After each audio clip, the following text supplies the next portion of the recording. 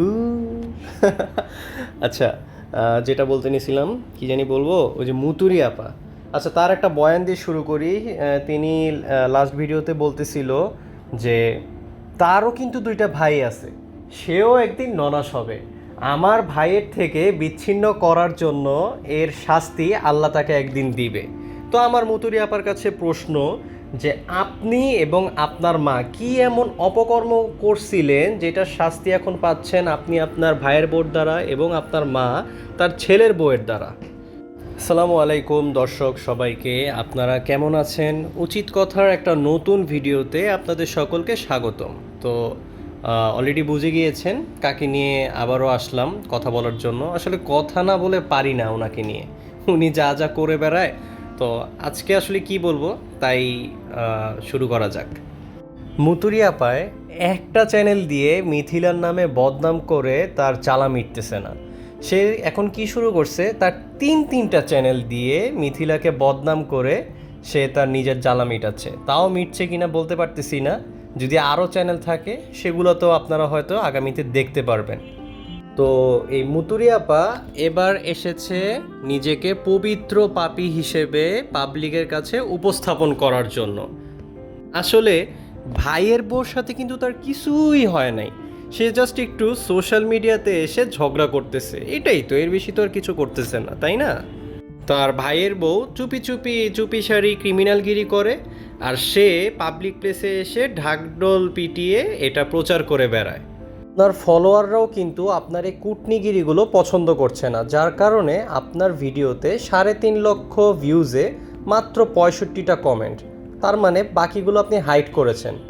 আর আপনার ভাইয়ের বউকে আপনি কি শব্দটা বলেও শাসন করেন নাই, অথচ পুরো দুনিয়ার মানুষকে আপনি জানিয়ে বেড়াইছেন যে আপনার ভাইয়ের বউ কী ধরনের মানুষ। আসলে আপনি কি চাচ্ছেন?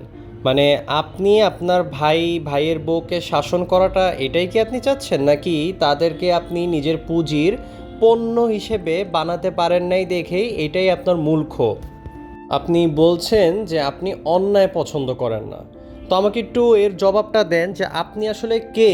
আপনি অন্যায়ের বিচার করবেন, সোশ্যাল মিডিয়ায় এসে মানুষের নামে বলে বলে আপনি বিচার করবেন, আপনি আসলে কে? যেখানে আপনার ভাই বড় বোন হিসেবে আপনাকে শাসন করার সে অধিকারটা দিচ্ছে না, সেখানে আপনি কি হিসেবে শাসন করতে আসেন? আপনি যে মিডিয়া প্ল্যাটফর্মে এসে নিজের ভাইয়ের নামে, ভাইয়ের বউয়ের নামে যেভাবে বাজে মন্তব্য করে বেড়াচ্ছেন, সেটা কি কোনো অন্যায়ের মধ্যে পড়ে না? সেটাও তো একটা বিরাট অপরাধ। আপনার ভিউয়ার্সদের সাথে আপনি শেয়ার করতে আসছেন, আপনার ভিউয়ার্সরা কি এটা জানতে চেয়েছিল আপনার কাছে? আর যখন আপনি আপনার পরিবার নিয়ে এগুলো এসে এভাবে দুর্গন্ধ ছড়াচ্ছেন, আর যখন ভিউয়ার্সরা আপনাকে কমেন্ট করে, তাহলে সে কমেন্টগুলো আপনি হাইড করেন কেন? যখন পরিবারে কোনো সমস্যার সৃষ্টি হয় তখন সেটা পারিবারিকভাবে সমাধান দেওয়ার চেষ্টা করে সাধারণত সবাই, কিন্তু আপনার পরিবারে যদি কোনো সমস্যা হয় তাহলে সেই বিচার কি পাবলিক গিয়ে করে দিয়ে আসবে যে আপনি পাবলিকদের কাছে এগুলো বলে বেড়ান? আসল সমস্যাটা হচ্ছে সুজন বিদেশ থেকে যখন আসলো আপনি তার মুখের সামনে ক্যামেরাটা ধরে রাখতে পারেন নাই, আপনার টাকা উপার্জন হয় নাই, আপনি বিরাট প্রপার্টি গুছাতে পারেন নাই। আপনার মেইন সমস্যা কিন্তু সেই জায়গায়, এটা কিন্তু ভিউয়ার্সরা কিন্তু বুঝে, ভালোভাবেই বুঝে। আপনি এমন এক টাইপের ডাইনি বড় বোন যে কিনা নিজের ভাইকে তার বাবা মা থেকে বিচ্ছিন্ন করে দিয়েছেন, আর এটার দায়ভার তার বউয়ের উপর আপনি ফলান। আপনাকে এটা বুঝতে হবে যে আপনার ভাই বড় হয়েছে, সে বিয়ে করছে, তার পরিবার হয়েছে, তো সে তো আর আপনার হাতের খেলনা হয়ে থাকবে না বা আপনার খাঁচায় বন্দি পাখি হয়ে থাকতে পারবে না, তাই না? দেখেন মুতুরি আপা, আমি আপনাকে একটা পরামর্শ দিতে চাই। আপনি আসলে নাক গলানোটা বন্ধ করে দেন, তাহলে দেখবেন আপনার ভাইয়ের বউ, আপনার বাবা মা একটা সুখী পরিবারের মতো লাইফ লিড করতে থাকবে। আপনার নাক গলানোর কারণেই কিন্তু এই পরিবারটা কিন্তু অশান্তির মধ্যে যাচ্ছে। আসলে আমরা কিন্তু বুঝি আপনার স্বপ্ন কী ছিল। আপনার স্বপ্ন ছিল আপনার ভাই আসবে, তারপরে আপনার ভাইয়ের ঘরে বেবি হবে, বেবি শাওয়ার করবেন, এই টাইপের বিভিন্ন প্রোগ্রাম করবেন। এগুলো আপনি আবার ক্যামেরা নিয়ে ধরে ধরে ভিডিও করে শ্যুট করে মিডিয়ায় ছাড়বেন, কোটি টাকা উপার্জন করবেন। এগুলো কিন্তু আমরা সবাই বুঝতে পারি। আর আপনার সেই স্বপ্নগুলো মিথিলা ও তার স্বামী ভঙ্গ করে দিছে, এই জন্যই তো আপনার এত ক্ষোভ, তাই না? আপনি যে বলেন আপনার ভিডিও থেকে শিক্ষা নিতে, আপনি একটু বলেন তো যে আপনার ভিডিওতে শিক্ষণীয় কোন উপাদানটা আছে যেটা দেখে অডিয়েন্স কিছু শিখতে পারবে? আমার তো মনে হয় না আপনি কোনো শিক্ষিত মানুষ, কারণ আপনি এমনই এক মানুষ যে কিনা নিজের পরিবারের ব্যাপারে বিদ্বেষমূলক অপমানজনক কথাবার্তা বলে বেড়ান, নিজের ভাইয়ের বউর ব্যাপারে ছোট ছোট কথাবার্তা বলে বেড়ান, তাকে ছোট ঘরের মেয়ে বলেন, ছোট লোকের মেয়ে বলেন, আরও কত বাজে আজে বাজে কথাবার্তা বলে বেড়ান। তো এটা তো কোনো শিক্ষণীয় মানুষের পরিচয় হতে পারে না। আপনি তো শিক্ষিত মানুষ না, তাহলে আপনার ভিডিওতে শিক্ষণীয় আসলে কী আছে? আপনি যে এত বড় বড় গলায় আপনার ভিডিওতে বলেন যে আপনার ভিডিও থেকে অনেক শিক্ষা আছে, আপনি কিভাবে নিজেকে সৎ দাবি করেন? আপনি আপনার ভাইয়ের বউকে দিয়ে এত লক্ষ লক্ষ টাকা উপার্জন করলেন, আর এখন তাকে আপনি মানে রাস্তায় নামায় আনতেছেন, এমনভাবে তাকে অপমান করতেছেন। যদিও পাবলিক এগুলো বুঝে, এতে কিন্তু মিথিলার সম্মান কিন্তু নষ্ট হচ্ছে না, এতে আপনি আপনার সম্মান নিজেই নষ্ট করতেছেন। শুনেন মুতুরি আপা, একটা ছেলে যখন বিয়ে করে না, অবিবাহিত থাকে, তখন সে তার বড় বোনের বা মায়ের আঁচলের নিচেই থাকবে, দুলাভাইয়ের কাছেই থাকবে, এটাই স্বাভাবিক।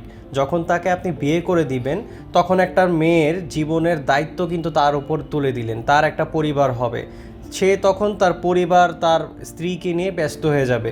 এটাই এই জগতের নিয়ম। তো এখানে আপনার আসলে জ্বালাটা কোথায়? মানে আপনার ভাই সুজন মিথিলাকে, তার মানে স্ত্রীকে ভালোবাসতেছে, এটাই কি আপনার জ্বালা? আর এটা কি আসলে আপনার জ্বালা হতে পারে? এই রাইটসও কি আপনার আছে?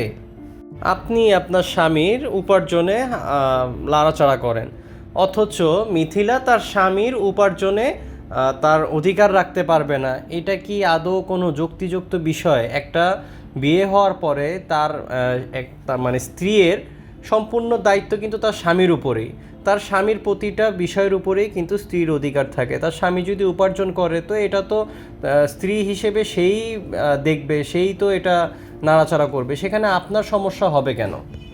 আপনার একটা মাত্র ভাই, আপনি তার মনে আসলে কত বড় আঘাত দিলে সে আপনার থেকে এতটা দূরে চলে যেতে পারে? এটা কি একবার নিজেকে প্রশ্ন করে দেখছেন কখনো? একটা মেয়ে যখন বিয়ে করে নতুন সংসার শুরু করে, তখন কিন্তু সে সাথে সাথেই দায়িত্ব নিতে পারে না। দায়িত্বটা না সময়ের সাথে সাথে মানুষ নিতে অভ্যস্ত হয়, আস্তে আস্তে সময়ের সাথে সাথে সে দায়িত্বটা নেয়। মানে আপনি কি ভাবছেন, সে আপনার বাড়িতে আসছে, আপনার ভাইকে বিয়ে করায় আনছেন আপনি মিথিলাকে, তারপরে তাকে আনার সাথে সাথেই তাকে কাজের বুয়া হিসেবে নামাই দিবেন, দায়িত্ব সহকারে তাকে নামাই দিবেন কাজে, এটাই তো চাইছেন নাকি?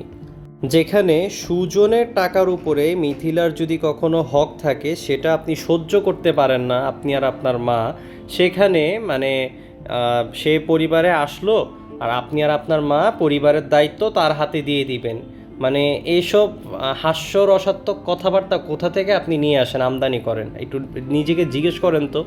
মিথিলা তার স্বামীর কাছে যখন সৌদি আরব গেছিল, সুজন তাকে একটা চেইন বানাই দিছিল।